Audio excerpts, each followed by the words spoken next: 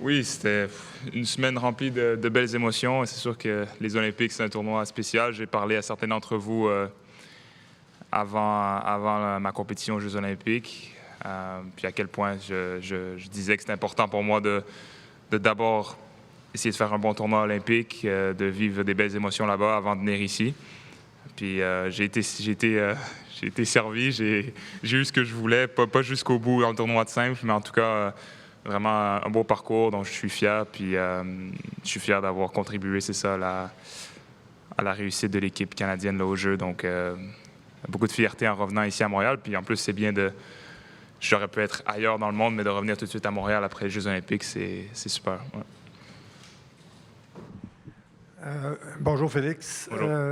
Comment on gère le nuage sur lequel on a vogué pendant cette période-là des Jeux avec un retour à une compétition active sur le circuit de l'ATP? Ben, c'est sûr que c'est pas un tournoi comme les autres, Montréal, pour moi aussi. Donc, oui, je suis un peu plus attendu que dans d'autres tournois. Il y a des gens, déjà beaucoup de gens à l'entraînement tout à l'heure. Donc, c'est sûr qu'il y a une attente qui est plus haute qu'à l'habitude, que dans d'autres tournois. Mais je le gère du mieux que je peux. En plus, avec la semaine que j'ai eue, comme tu l'as mentionné, aux Jeux olympiques, il y a une attention qui est plus importante peut-être qu'à d'autres moments. Mais ça va, je le gère bien jour par jour. Mais déjà, je me prépare pour mon premier match ici. Je suis concentré là-dessus. Puis après, j'espère connaître un bon tournoi ici aussi. Mais j'essaie de pas non plus, c'est ça, en faire une trop grosse histoire dans ma tête non plus. Là. Salut Félix, félicitations, premièrement. Merci. Peux-tu nous raconter un peu, ça a dû être des heures folles entre la médaille de bronze, la 4e place en simple, qui reste exceptionnelle, puis là, ton arrivée ici, as-tu le temps de célébrer? À quoi ça a ressemblé, bref? Pas beaucoup, non, j'ai pas eu le temps vraiment de célébrer, en fait. Mais déjà, juste les moments puisqu'avec les réussites que j'ai vécues par le passé, que ce soit un titre en simple, la Coupe Davis, j'essaie d'en profiter, le moment le plus spécial, c'est le moment de la victoire, puis les moments qui viennent juste après. Donc, j'essaie vraiment de profiter de ces moments-là, puis je garde plein de bons souvenirs en mémoire, plein de belles images avec Gabriela, avec tout le reste de l'équipe. Donc, tous les moments qui ont suivi juste après, parce que, après, il y a une autre journée qui vient, puis la vie continue. Donc, il faut vraiment, je pense, essayer comme sportif, en tout cas, dans la vie de tous les jours aussi, essayer de profiter de moments spéciaux comme ceux-là.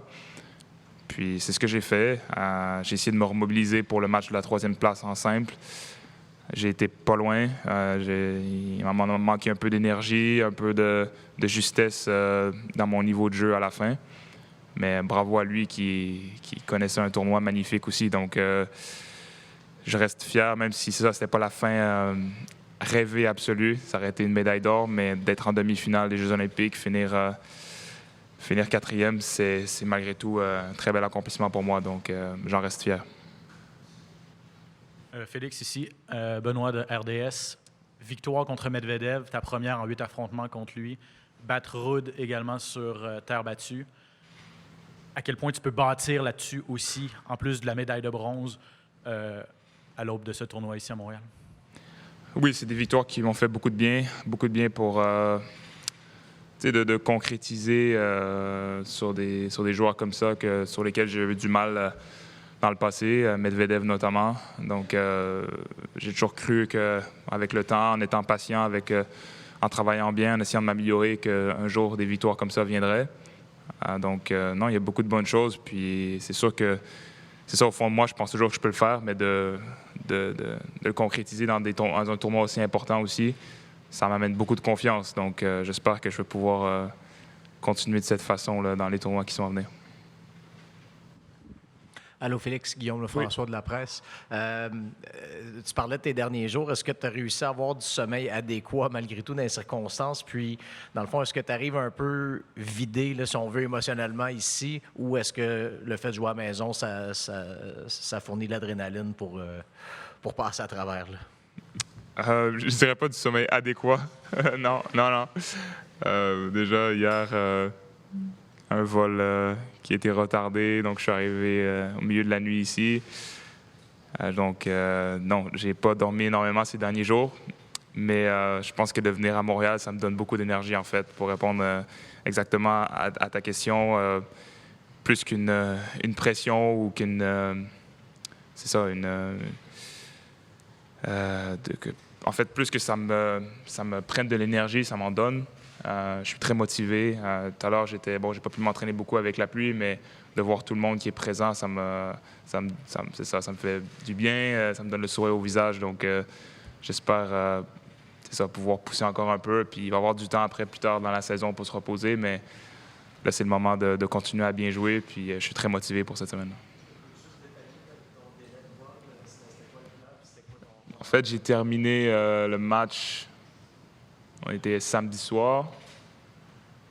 Bon, après, je dois faire la récupération. Il y avait le test antidopage. Je suis quitté le dernier, en fait, du site à presque passé minuit. J'ai dormi très tard cette nuit-là.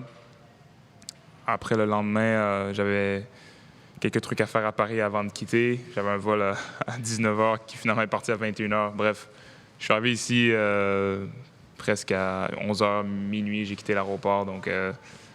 Donc ouais, ça a été fatigant comme voyage, mais malgré tout, je me sens pas trop mal.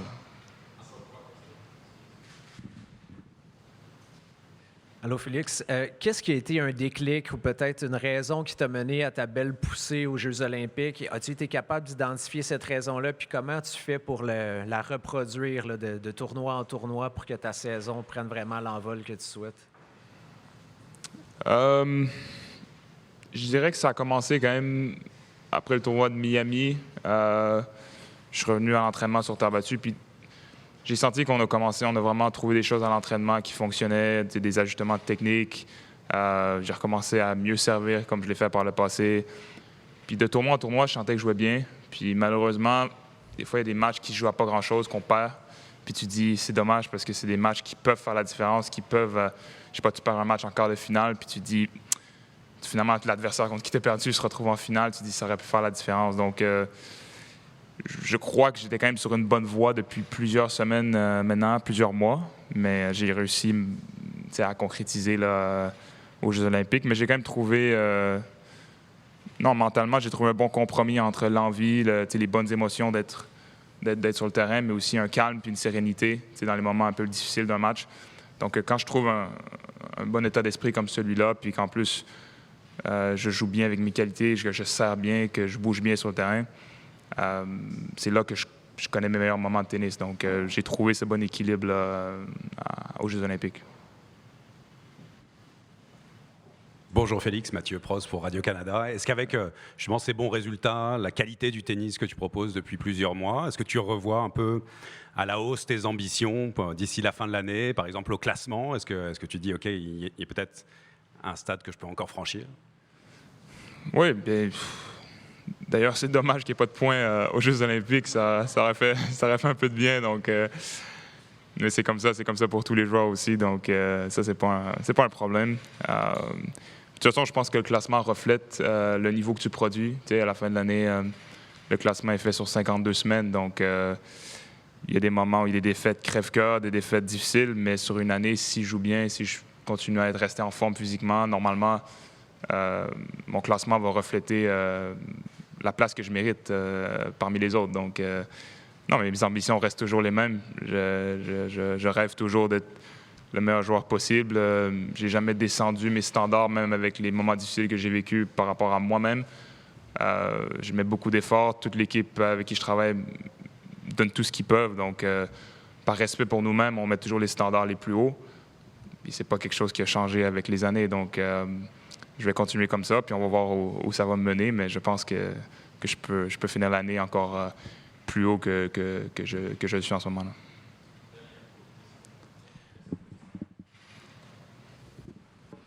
Tu parlais à Paris, après la médaille de bronze, à quel point, je crois, cet accomplissement-là est notamment important pour ton père, qui est si fier d'être Canadien. Je crois que tu as un collègue. Est-ce qu'il n'était pas à Paris, je crois? Non, il n'était pas là. Ma mère était là. Tu as eu l'occasion de voir ta médaille depuis? Oui, ce matin, oui. Après le déjeuner ce matin. Comment ça s'est passé?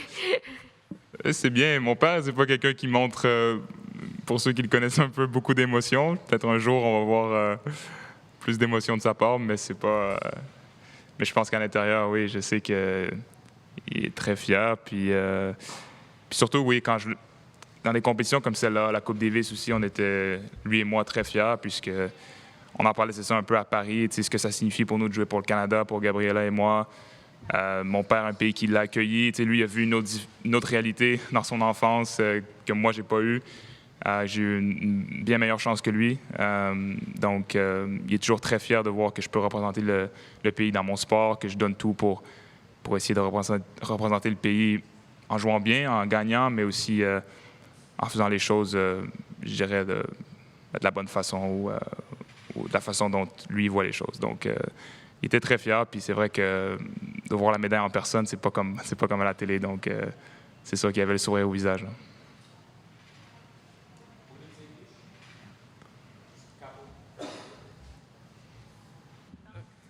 I feel like Stephen from The Slice. What part of your game made you like the most happy with the form that you found at the Olympics? The serve mostly. I feel like I don't know how it felt from the TV, but I felt pretty good in this department in my game. I feel like when I serve this way, I'm able to like whatever happens. Even if I get opportunities on the return and the ups and downs of the match, if I protect my serve, if I put the pressure on the opponent, and then, I work my way into some return games, I feel like I can beat most players. When my serve lets me down and I get either broken early or I give too many free points on service games, then it's more difficult. But that part was very consistent throughout the whole week. So I think it was a big key to my success throughout the Olympics.